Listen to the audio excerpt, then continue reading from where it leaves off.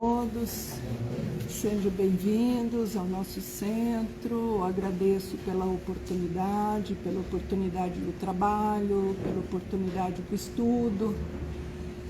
Vamos então fazer uma breve oração para nós tranquilizarmos o nosso coração e entrarmos no clima da nossa reflexão de hoje.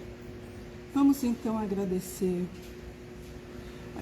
ao Senhor da vida, agradecer ao Mestre Jesus pelos ensinamentos, agradecemos também a doutrina espírita, que veio desvendar muitos desses ensinamentos, que estão aí disponíveis há 2000 anos, mas a humanidade ainda teima e não colocar em prática. Então vamos agradecer essa oportunidade de refletir para que principalmente nós possamos colocar dentro do nosso cotidiano, das nossas vidas, os ensinamentos de Jesus. Graças a Deus.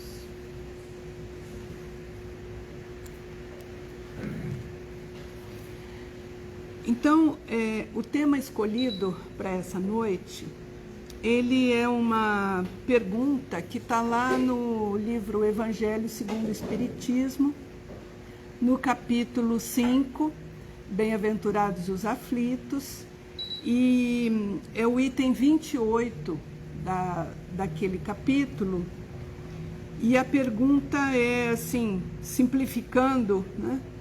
É certo abreviar a vida do doente que sofre sem esperança de cura? É uma pergunta bem direta, né? Se é certo abreviar a vida de alguém que está agonizando, né? Já sabemos que não tem retorno. Então vamos parar para pensar um pouquinho.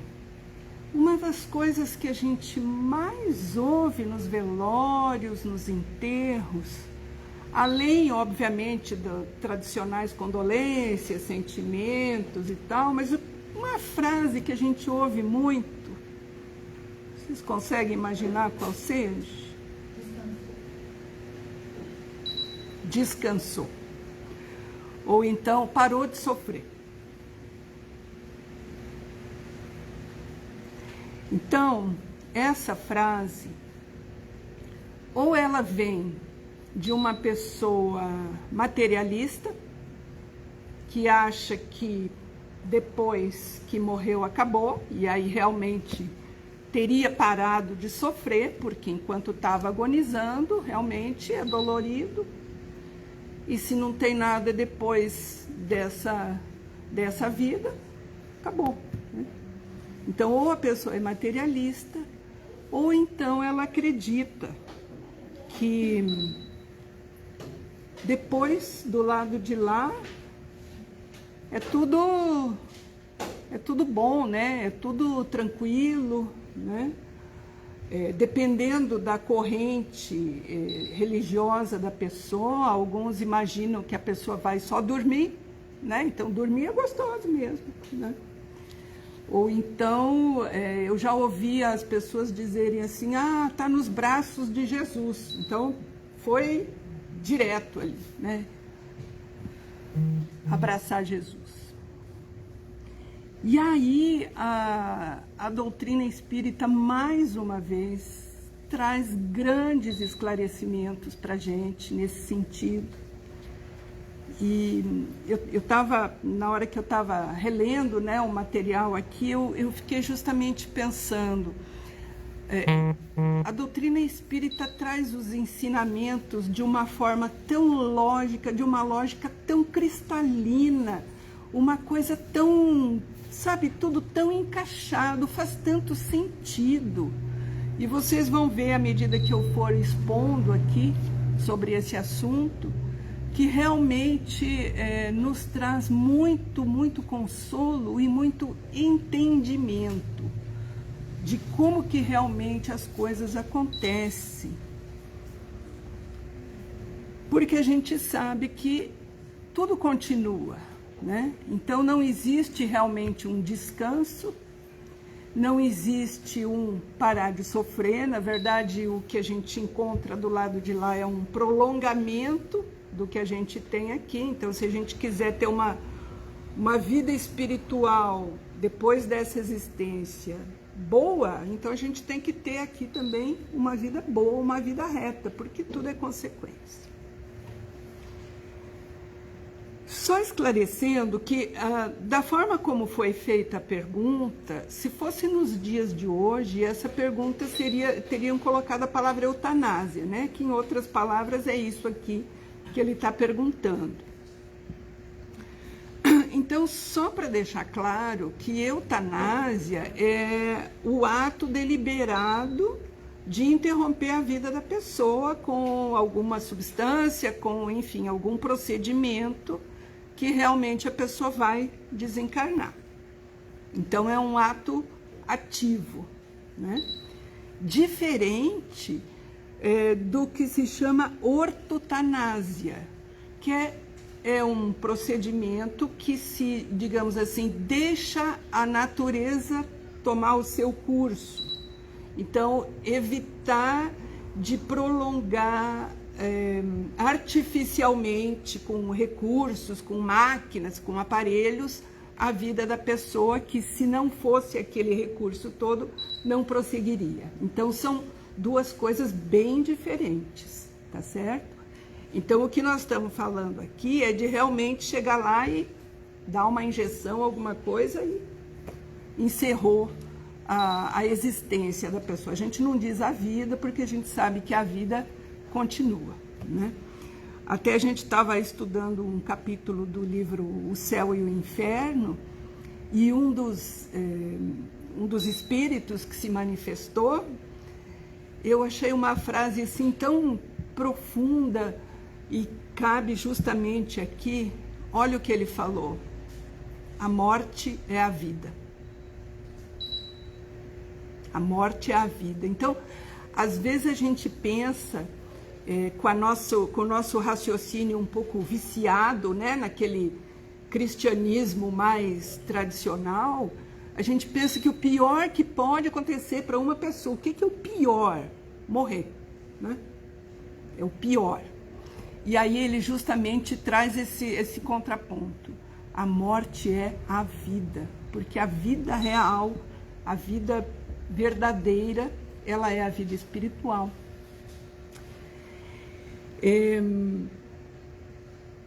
Mais uma coisa, antes de começar realmente no tema, eu gosto sempre de frisar que o Espiritismo não proíbe nada, não condena, não diz deve ou não deve, mas ele esclarece, ele diz quais são as consequências e a partir daí a pessoa toma a sua decisão, sabendo que escolhendo o caminho A ou o caminho B vai ter a consequência A ou a consequência B. Então, é um esclarecimento para que cada um faça da maneira como o seu livre-arbítrio entende que seja o melhor. Lembrando que também lá no Livro dos Espíritos, na parte das leis morais, sobre a lei de justiça, amor e caridade, na pergunta 880, Allan Kardec pergunta aos espíritos superiores qual é o primeiro de todos os direitos naturais da pessoa. O primeiro direito, o de viver, o direito à vida. E por isso é que ninguém tem o direito de atentar contra a vida e nem de fazer alguma coisa que possa comprometer a existência corporal do semelhante, né? Então, tendo isso em mente, eu vou apresentar, além de eu apresentar essa questão, como eu falei lá do livro Evangelho, né, segundo o Espiritismo, eu vou mostrar também 2 exemplos concretos de casos em que foi cogitada a possibilidade de se realizar a eutanásia. São 2 casos bem diferentes, vocês vão entender por quê. Um deles é um rapaz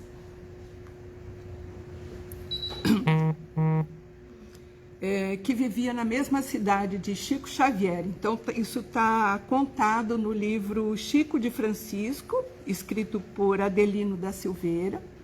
Então, é um caso, né? Existem muitos casos relacionados à vida de Chico Xavier. Esse é um deles. Era um rapaz que vivia com a mãe, muito, muito pobres, viviam num barraco retirado da cidade. Esse rapaz tinha o corpo totalmente deformado e, além disso, ele tinha deficiência mental. Então, já dá para imaginar as dificuldades. E a mãe também era uma senhora já idosa, doente, e viviam só os dois nessa casinha, nesse barraco, com muita dificuldade, muito pobres. E o rapaz não falava, não andava, né? Imagine só a dificuldade. E Chico ia semanalmente ajudar essa família. Ele ajudava a dar banho no rapaz, ajudava a alimentar, ajudava até na tarefa da casa, limpando, arrumando alguma coisa, porque a senhora também tinha dificuldades, porque também era doente. E ele fazia essas visitas regularmente. Na época ele já era relativamente famoso, né, Chico Xavier, e às vezes algumas pessoas iam acompanhá-lo, né, nessa visita. E numa ocasião tinha um grupo de pessoas e dentre elas estava um médico que perguntou para o Chico: mas Chico, olha o sofrimento desse rapaz, olha essa mãe, que trabalho. Esse rapaz, ele nunca vai levantar, ele nunca vai andar, nunca vai falar.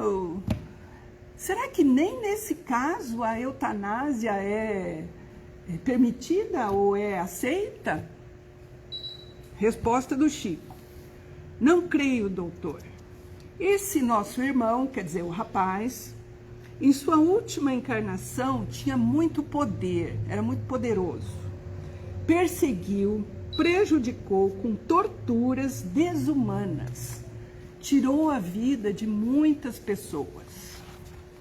Algumas o perdoaram, outras não, e o perseguiram durante toda a sua vida. Quer dizer, as pessoas tinham desencarnado e em espírito perseguiam o rapaz que ainda continuava vivo e fazendo ainda malvadeza. Esses espíritos desencarnados aguardaram o desencarne do rapaz e assim que ele entrou no mundo espiritual, eles o agarraram e o torturaram de todas as maneiras durante muitos anos. Esse corpo disforme, mutilado, representa uma bênção para ele. Foi o único jeito que a providência divina encontrou para esconder esse rapaz dos seus inimigos. Porque daquele jeito eles não conseguiam atacá-lo. Quanto mais tempo ele aguentar nessa existência, melhor para ele, porque ele está resgatando aqueles débitos. Com o passar dos anos, muitos daqueles inimigos vão perdoá-lo, né? Porque a gente sabe que existem equipes espirituais que trabalham em cima dessas pessoas revoltadas lá no mundo espiritual, evangelizando, ensinando, né? Chamando para palestra. Então as pessoas aos poucos vão abrandando aquela mágoa, né? Aquele rancor. E outros terão reencarnado. Então aí já reencarnado também a influência vai estar menor, mesmo que ele ainda esteja revoltado. Aplicar a eutanásia nesse rapaz seria devolvê-lo às mãos dos seus inimigos para que continuassem com a tortura. Então a morte seria a pior coisa que ia acontecer com esse menino? Não. Ele tinha que continuar vivo mesmo. Então é um exemplo que fala por si, né? E aí, Agora eu vou entrar então na resposta do São Luís. Então, naquela pergunta que eu fiz inicial, que eu comentei que está lá no Evangelho segundo o Espiritismo, que é o título, inclusive, que eu escolhi para essa reflexão, se é certo abreviar a vida do doente que sofre sem esperança de cura, essa é a pergunta. Quem respondeu, então, está lá no item 28, né, do capítulo 5, foi São Luís. E a pergunta, ela é um pouco mais detalhada. A pergunta é assim: um homem está agonizante em cruéis sofrimentos. Sabemos que o seu estado de saúde é sem esperança, não tem como ele voltar a viver. É certo lhe poupar alguns instantes de angústias, apressando o seu fim? Então, essa é a pergunta que foi colocada. E aí, São Luís responde: quem lhes dá o direito de pré-julgar os desígnios de Deus? O Criador não pode conduzir uma pessoa até a borda de um abismo para depois retirá-la, a fim de fazê-la voltar a si e pensar de forma diferente de antes? Pensar um pouquinho, gente, quantos exemplos nós conhecemos? É só pensar um pouco das pessoas, das nossas relações, que passaram por perigo, doença grave, uma situação de risco iminente de morte. Essa pessoa se transforma ou não? Se transforma totalmente. Às vezes a pessoa parece outra pessoa. Por quê? Porque justamente esse confronto, esse frente a frente com a morte, faz a pessoa refletir, fazer um balanço, pensar na sua vida, pensar nas suas atitudes. E às vezes, então, ela muda totalmente de atitude. Então, poderia também Deus colocar a pessoa naquela situação para que depois ela saia renovada. E aí ele continua: eu sei que há casos que se podem com razão considerar desesperadores, quer dizer, não vai mesmo voltar. Mas, se não há nenhuma esperança de um regresso definitivo à vida e à saúde, existe a possibilidade, atestada por inúmeros exemplos, de o doente, no exato momento do seu último suspiro, reanimar-se e recobrar por alguns instantes as suas faculdades, quer dizer, começa a pensar como se estivesse lúcido e saudável. Pois bem, essa hora de graça que lhe é concedida pode ser de grande importância. Aqueles minutos, aqueles instantes daquele lampejo de luz, de discernimento. Vocês não imaginam as reflexões que aquele espírito pode fazer nas convulsões da agonia, e que um relâmpago de arrependimento naquele momento pode lhe poupar muitos tormentos. Então, mostrando que realmente a pessoa faz um balanço, passa em revista tudo que ela já fez. Por outro lado, o materialista, aquele que apenas vê o corpo físico e não leva em consideração a alma, não consegue compreender essas coisas. Ainda que um moribundo tenha chegado ao último extremo, ninguém pode dizer com segurança que chegou a sua hora derradeira. E aí ele faz uma pergunta muito interessante. A ciência nunca se enganou em suas previsões? Os médicos não podem estar enganados quando dizem que aquele caso não tem solução?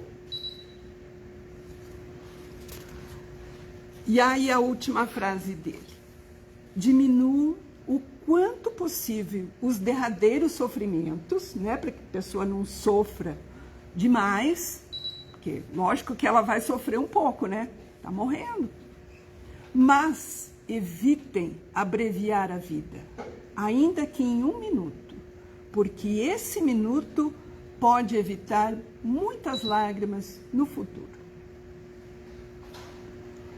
E aí eu vou entrar então com mais um exemplo concreto, que vai justamente ilustrar esse caso que o São Luís falou em tese, né? Sem colocar nenhum caso específico. Está relatado no livro Obreiros da Vida Eterna. Esse livro faz parte daquela coleção do André Luiz, que começa com O Nosso Lar, que é o livro 1, e o Obreiros da Vida Eterna é o livro 4. Esse livro é muito interessante porque ele é todo sobre a temática do morrer e da morte. E esse assunto aqui, esse caso, está no capítulo 18. Então, nesse livro é descrito, só para vocês terem uma noção assim do quadro geral do livro, esse livro retrata o trabalho das equipes espirituais encarregadas de assistir e dar encaminhamento, digamos assim, ao desencarne das pessoas. As pessoas não morrem sozinhas. Vem uma equipe fazer o desligamento dos laços que unem o corpo físico ao espírito. Existe equipe especializada nesse trabalho no mundo espiritual. E no livro, então, eles vão contando vários casos, vários episódios desse trabalho muitíssimo interessante. Então, é um livro que a gente recomenda muito que vocês leiam, porque ele traz informações preciosas, né? Como a gente falou no início, que é com essas informações e que a gente consegue com mais segurança fortalecer a nossa fé, fortalecer a nossa esperança, que nos preparam, inclusive, para quando chegar o nosso momento, né? Porque, apesar de todo mundo saber que a morte é a única coisa certa na vida, né? As outras religiões evitam esse tema, né? Não fala em morte, e bate na mesa, e não. Como se o fato de você não conversar sobre isso pudesse eliminar justamente essa realidade. Então, ao contrário, quanto mais a gente se informa, quanto mais a gente aprende, quanto mais a gente lê, mais a gente vai ter condição de ajudar as pessoas queridas e também nos ajudarmos, né, quando chegar o nosso momento. Então, esse caso é de um senhor com um pouquinho mais de 60 anos, ele estava hospitalizado, o nome dele era Cavalcante, estava hospitalizado porque ele tinha tido uma apendicite, essa apendicite tinha supurado, tinha sido feita a cirurgia, mas já tinha sido um pouco tarde, então você sabe que quando a apendicite supura, significa que extravasa todo aquele conteúdo contaminado, extravasa para dentro do corpo da pessoa, e aquilo pode dar uma infecção. Eu não sou da área, mas enfim, pelo que a gente sabe, aquilo dá uma infecção generalizada e principalmente considerando que esses casos aqui são antes de 1940, por aí, então as condições, os antibióticos, aquela coisa tudo ainda estava muito no início. Enfim, o homem estava com os seus órgãos praticamente se decompondo, já estava até putrefato, algumas coisas já estavam necrosando, ele estava realmente, fazia 4 dias que ele estava num estado terminal. Ele teimava em continuar vivo. Isso é interessante, porque quando às vezes a gente ouve dizer, não, a pessoa está ali lutando, ele está lutando mesmo, lutando de verdade para viver. Isso não é uma figura de linguagem, é uma realidade. E ele estava lutando para viver, apesar de já ter alguns órgãos já meio decomposto quase, necrosado, com hemorragia, tava feio o negócio. Ele tinha duas coisas. Ele era um católico fervoroso e ele tinha medo do purgatório e medo do inferno. Ele sabia que para um dos dois ele ia, para o céu não tinha condição, para um dos dois ele ia e estava com medo. E outra coisa, então, justamente o fato dele ter esse medo, ter essa fé católica, não lhe dava, então, esse conhecimento que nós estamos compartilhando agora. Então, ele tinha medo do desconhecido, né? Porque a gente, dentro da doutrina espírita, já tem um quadro um pouco mais bem desenhado, né, do mundo espiritual. Então, ele não tinha a necessária tranquilidade, aceitação, resignação. Ele estava um pouco apavorado, revoltado com tudo aquilo. E outra coisa, ele tinha tido um drama no seu casamento. Ele tinha sido casado, ele pediu para ver um padre, né? Porque ele sentiu que realmente, porque a equipe espiritual já estava atuando ali. Então, quando essa equipe espiritual dos técnicos, né, da desencarnação se aproximou, ele teve a intuição de que o fim estava próximo e ele pediu para chamarem um padre para ele conversar, como sendo católico, né? E aí ele contou ao padre que ele tinha sido casado e fazia mais ou menos 11 anos que a mulher tinha abandonado o lar, tinha ido embora com outro homem. E ele agora, frente a frente com a morte, refletindo sobre a vida, ele tinha chegado à conclusão que, obviamente, a maior parcela de culpa era dela, porque foi um ato do livre-arbítrio dela sair de casa. Mas ele, refletindo, se lembrou que a atitude dele como marido, como pai de família, não tinha sido a melhor. Como ele era muito dedicado à religião, muito dedicado à igreja, muito ligado às questões dos trabalhos ligados à paróquia, ele muitas vezes saía para resolver as questões da igreja, ajudando lá os padres, e largava a família. E a mulher se ressentia dessas ausências, até que chegou uma hora que ela foi embora. E aí, então, ele refletindo sobre isso, ele chegou a essa conclusão, que tudo bem, ela fez uma coisa errada, mas ele, com a sua falta de atenção à família, tinha contribuído para que ela tomasse essa atitude, que obviamente não foi a correta. Então, ele disse que ele tinha conversado com algumas pessoas para tentarem encontrar a mulher e trazê-la para ele conversar com ela e para pedir perdão, né, pelas faltas que eventualmente ele tinha feito, que ele estava reconhecendo que realmente ele não tinha sido correto totalmente. E aí, a equipe espiritual é interessante, eles não agem só com o doente ali que está morrendo. A equipe espiritual dá todo o apoio. O que a equipe espiritual fez? Foi localizar essa mulher.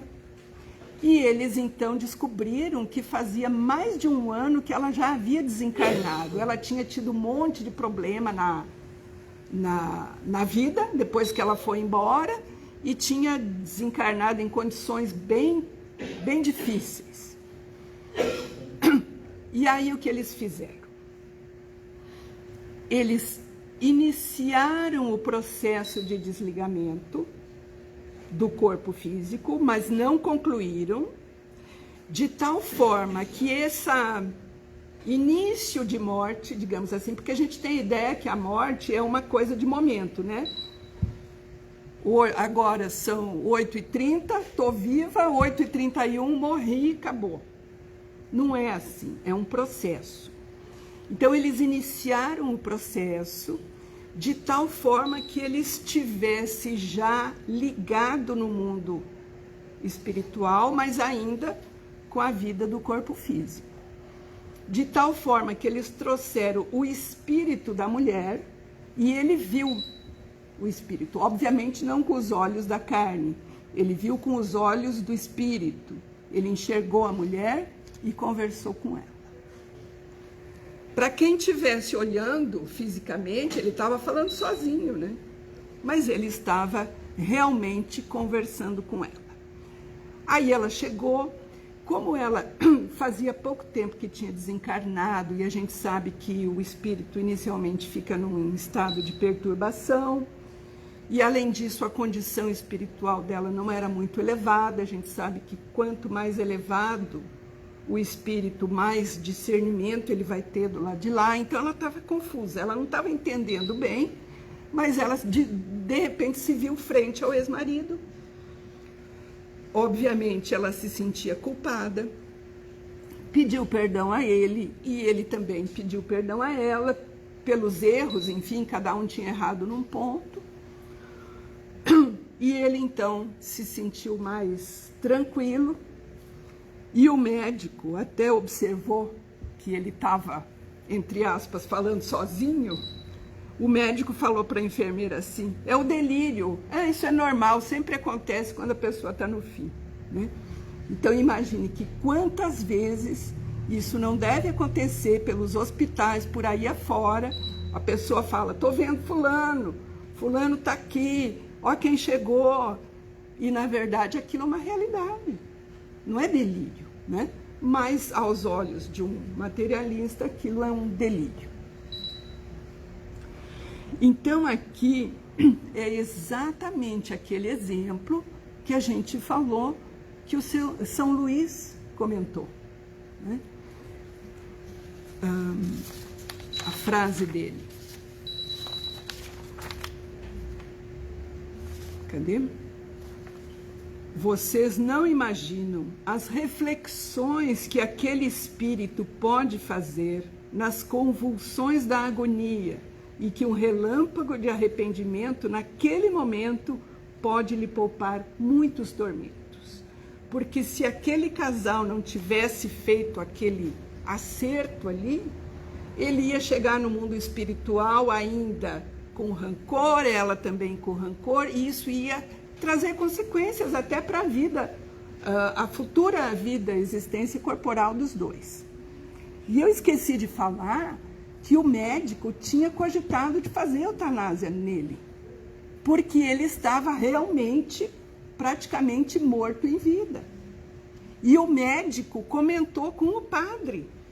O médico falou assim, ó, quer ver? Está aqui a frase dele. Como ele estava sofrendo por vários dias e pela falta de esperança na recuperação, porque realmente não tinha condição, ele estava pensando na eutanásia por, entre aspas, caridade. E o padre falou assim: é verdade, tem casos que a gente pensa nessa caridade. Então, que essas reflexões possam nos ajudar a nossa vida, no nosso desencarne, que possam nos ajudar frente às situações que vão ser colocadas ainda diante de nós a respeito disso. E aí, para finalizar, eu trouxe aqui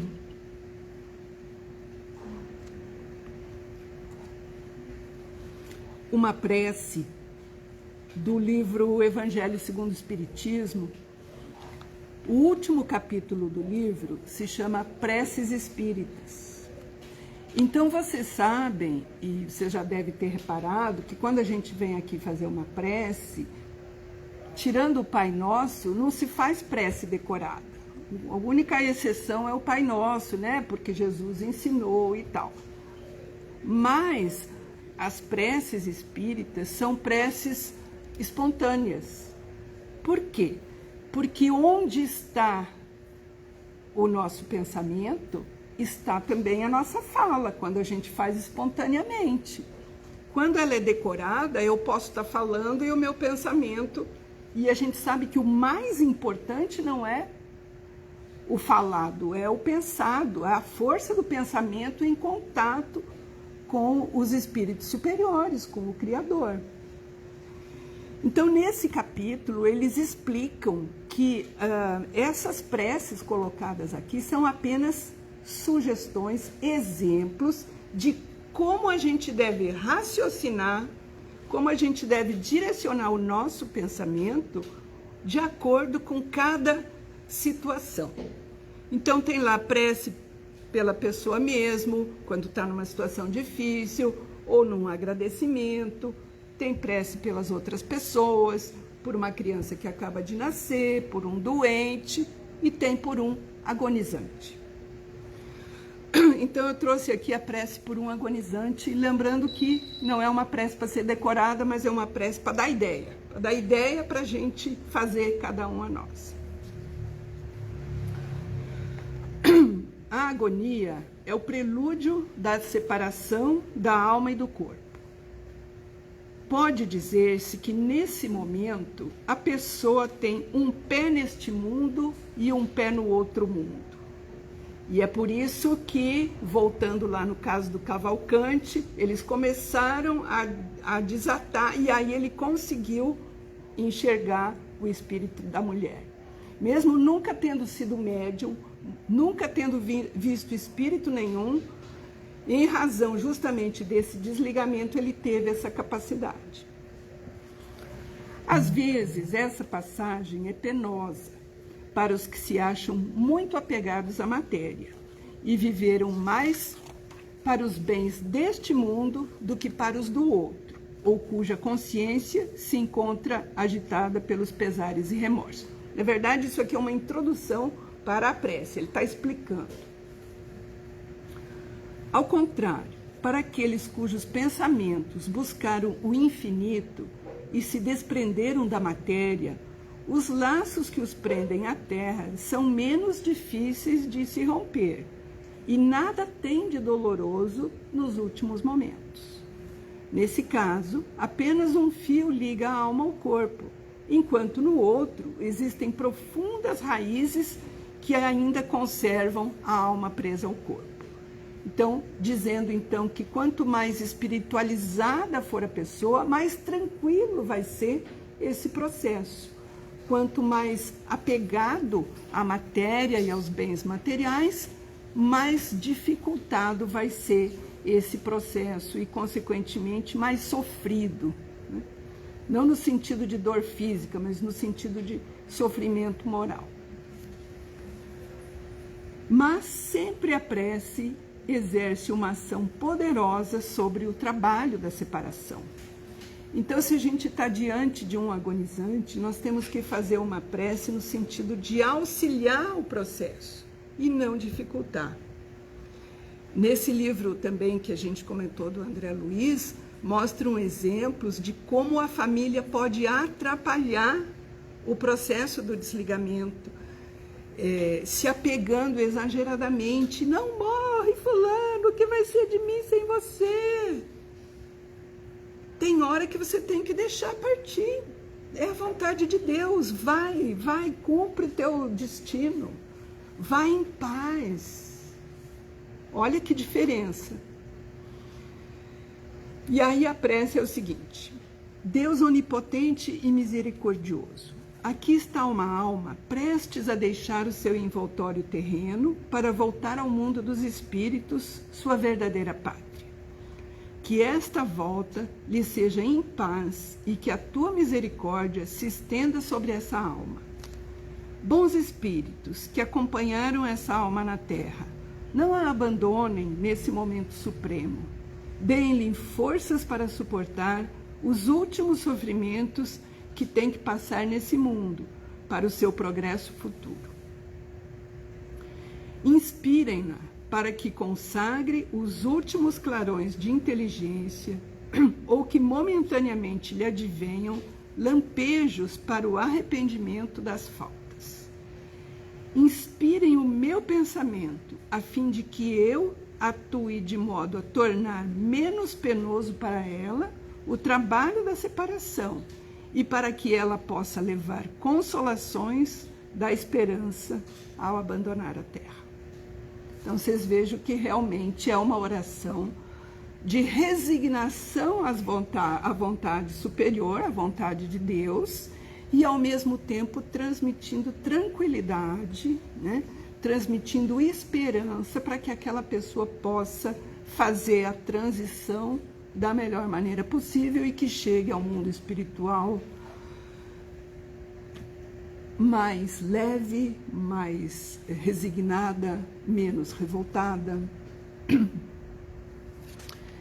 Então, o que nós tínhamos para refletir com vocês era isso, que esses ensinamentos e esses esclarecimentos trazidos pelo Espiritismo possam nos ser úteis nos momentos de aflição, nos momentos difíceis que, inevitavelmente, todos nós vamos passar junto aos nossos queridos ou mesmo na nossa hora, né? Então, quanto mais a gente se preparar, quanto mais a gente entender como é que o processo ocorre, vocês viram aqui, mais fácil vai ser, menos sofrido vai ser.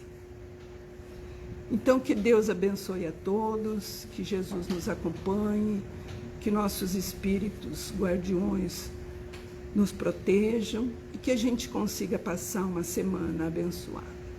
Graças a Deus.